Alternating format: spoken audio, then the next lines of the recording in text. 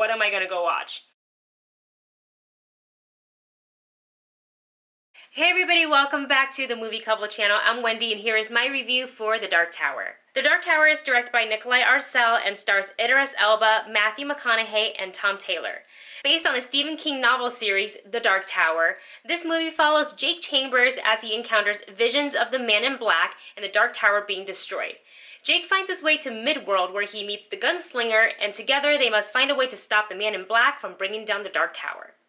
So when I first saw the trailer for The Dark Tower, and this is before I even read the book, I got pretty excited. It seemed like it was going to be action-packed. Idris Elba looks great in the role. Matthew McConaughey is in it. The kid looks cute. He looked like he could act. I was like, okay, I'm excited. Looked like to me, before I knew anything about the source material, reminded me of like a sci-fi fantasy, maybe a little bit of thriller because it's Stephen King. And then they announced that the movie was only going to be like an hour and a half, and I was like, well, that's weird because if it's based on a series, that's a lot of books, a lot of source material to be crammed into an hour and a half movie. So it started to sound like it was going to be a little bit of a mess, and there were some like negative reviews coming from the early screenings. So I basically, when I walked into the theater, I was like, okay, I'm going to keep my expectations kind of low. I actually did read the book. I read the first one, which I heard from people that the movie isn't even, like, it doesn't even really talk about book one, where it kind of talks more about book 3 or 4. So, and then I watched an interview with the director, and he said that this is kind of like more like the beginning. So I've heard like multiple things. So it just sounds like all a big mess. Like the director's saying, oh, it's an introduction into the world. So he's making it sound like it's a prequel. And then other people are like, oh no, it's a sequel to the books. And then some are like, no, he's wiping the slate clean, and it's just going to be something completely new, but it's based on the book, so it would have the characters in it, like the Gunslinger, the Man in Black, and Jake. And I was like, what am I gonna go watch?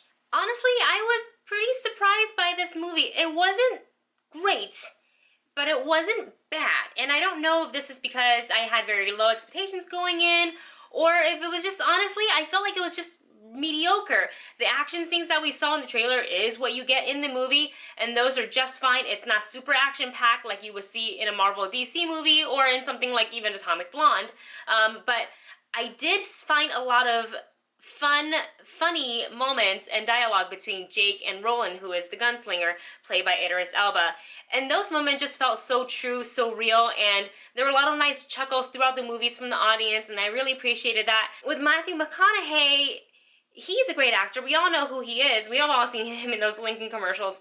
But honestly, I think I really didn't enjoy him in this movie. And they were trying to make him out to be this, like, villain, this, like, terrible sorcerer who's just cold-blooded and just kills. And he's very powerful. He'll whisper a command to you, and you'll just do it. Like, he'll just say, I don't know, walk off a cliff, and you'll go walk off a cliff.